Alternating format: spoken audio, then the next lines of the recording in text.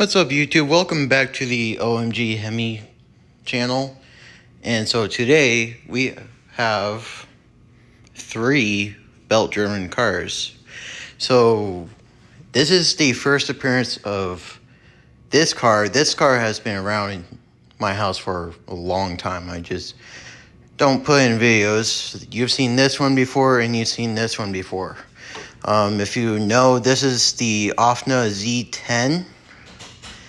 And I bought this if I remember correctly, if I told you, I got this from a car swap meet for $40, which was a pretty smoking deal, especially because I showed a friend this car from pictures, and he said, this body alone is worth $40, so that's a pretty good deal. I know there's still Z10s out there, but I can't find anyone that on Facebook or anyone that has a Z10 or there's a Z10 group where I can post it so that I can ask people about what this car is. Project $10, you've seen this car before. This is the Nitro RS42 that my dad got for $10, hence the name Project $10.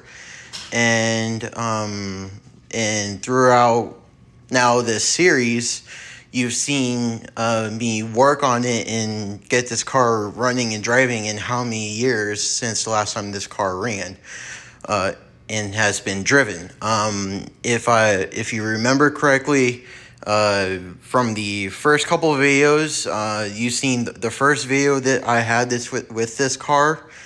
Was it running with the stock .15 FE? And so throughout this whole series of me working on this car, you see me put a Durtrax OS based .18 CVR, was it? If one of you guys said, and thank you for the comments. I love it when y'all comment, because then it gives me more knowledge about these cars. I've been around these old RCs basically my whole life. Speaking of which, I have a old Slash that y'all have seen on the channel before. And that was a black chassis Rustler with the Dynamite extension plate, and I don't believe Dynamite makes that anymore for the extension so that you can fit Slash bodies. So it has some cool parts on it. So yeah, you've seen me work on it and get closer and closer. I'm only like 2 parts away from getting this driving. And that's all it is, really, just 2 parts. The linkage for the brakes and the carburetor, and the the carburetor screws.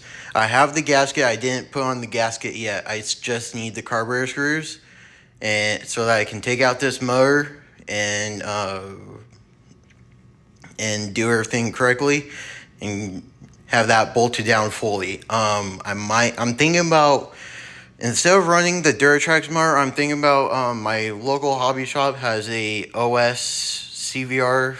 I don't remember what it is. I know it's a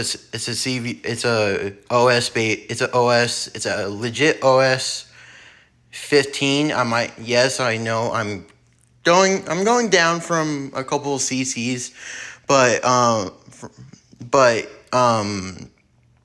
that motor would be way better than this Durtrax motor, and it's gonna be worth the money too.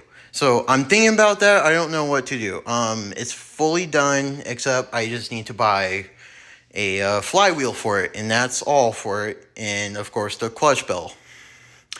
This car, I know what y'all are gonna think, Matt, never mind that. OMG Hemi, why do you have this? What's this? So this was my uncle's RS42. It's a nitro RS42, and I know what you're gonna think. Why won't you put that .15 FE into that car? And the question and the answer is, it's not mine. It's not my car. It's not my dad's car. This is my uncle's Nitro RS42 that he's had since brand new. I think he got it as a kit car. It has really good parts on it, like the belt tensioner right here. It has these upgraded shocks, the sway bars. It has the metal crank. Has the 2-speed. I know as one of y'all said, you should get a 2-speed for Project $10. Well, the truth is, I can't afford that right now. Let's see. It has the side belt tensioner, and it has this carbon fiber plate right here.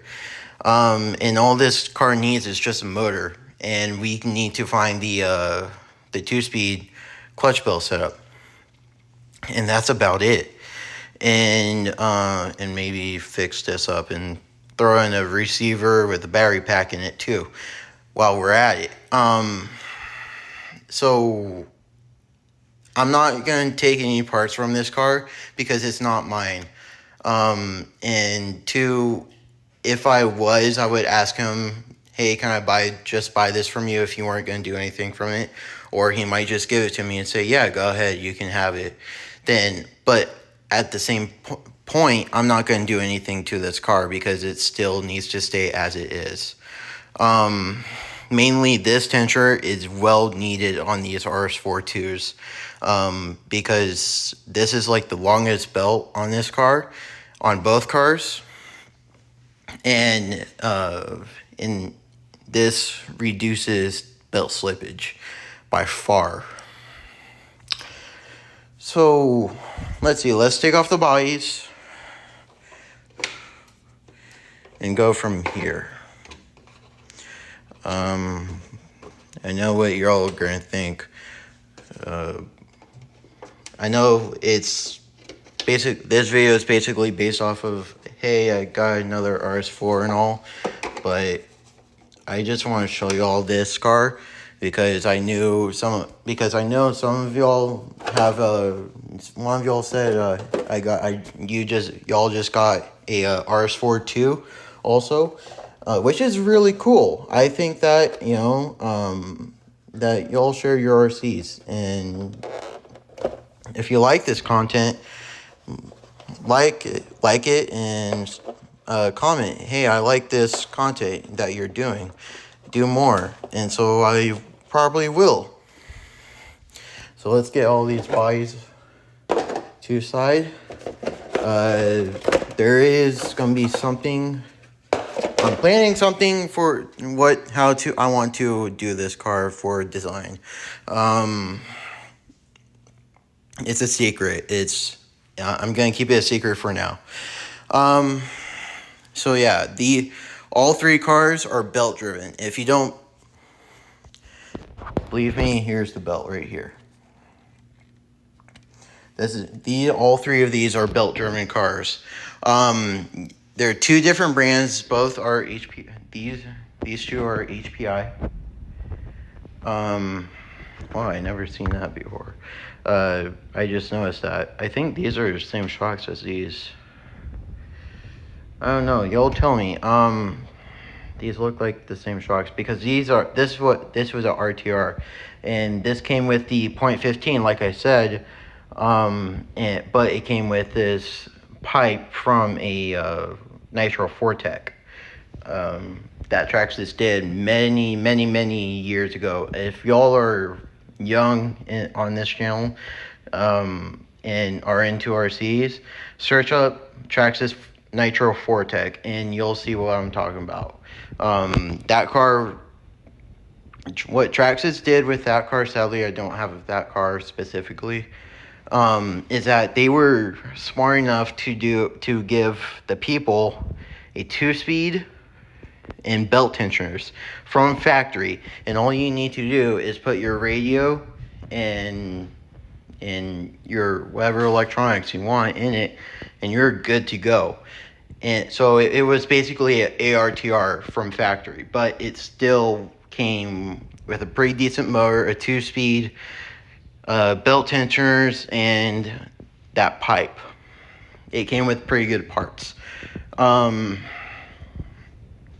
HPI was really smart about this because they wanted to try and make some, more money. And when HPI was doing these cars, they were really, really ahead of their time during that, And by the time the RS43 came around, they ditched the belt-driven cars. They went to a shaft drive, and that was more reliable, and I get why.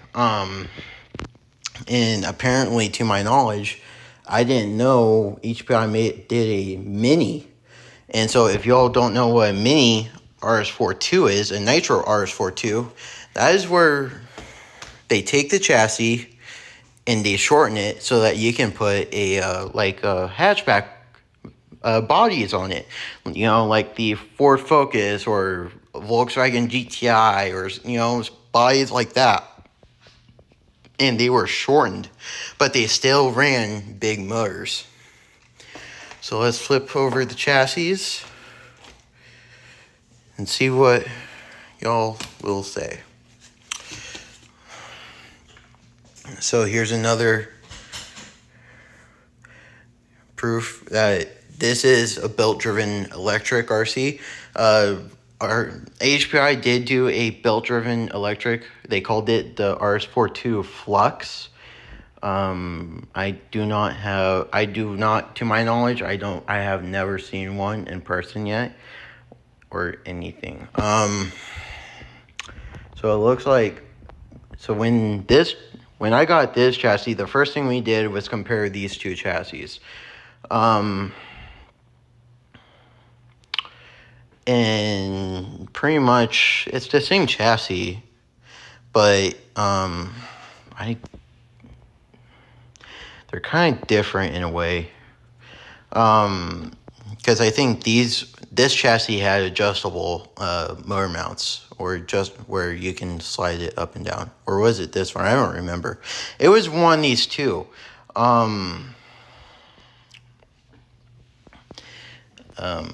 But yeah, I was going to take the motor mounts from this car and put it on here, but I realized this car needs to stay all together.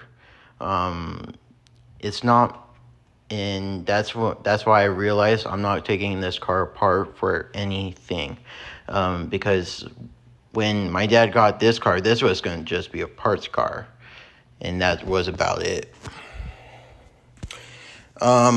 Let's see, the Offna Z10, I have no plans with it. So by the time this video is out, I want y'all to comment, should I throw a brushed electronic system in here and maybe drive it around or something like that, and maybe you throw in a 2S LiPo, see what happens. I want y'all to comment and see what y'all say. Because I've never really driven one of these cars before. I've never driven a belt-driven on-road RC car or off-road car. Really. So I want you all to comment on that. Let's see. Pretty much that's about it for these three. I do not know any history on all three. But pretty much that's about it for these cars.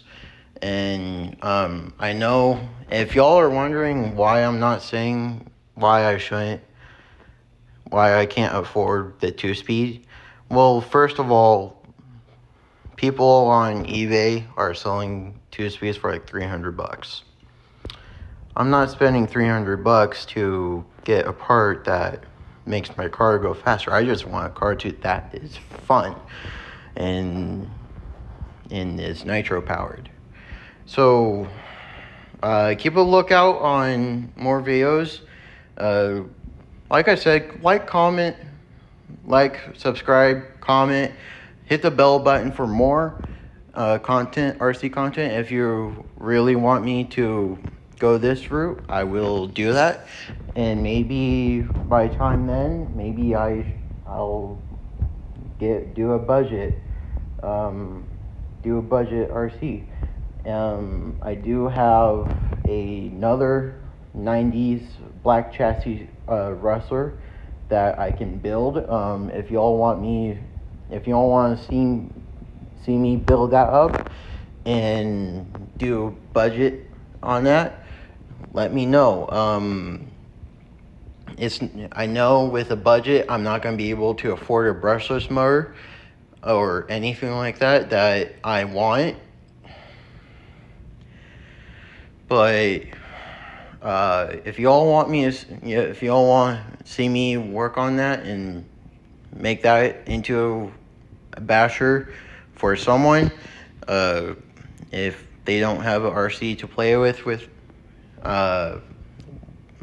comment that down below. As usual, see y'all in the next video, maybe the last one. Alright, I don't know. Have a good day.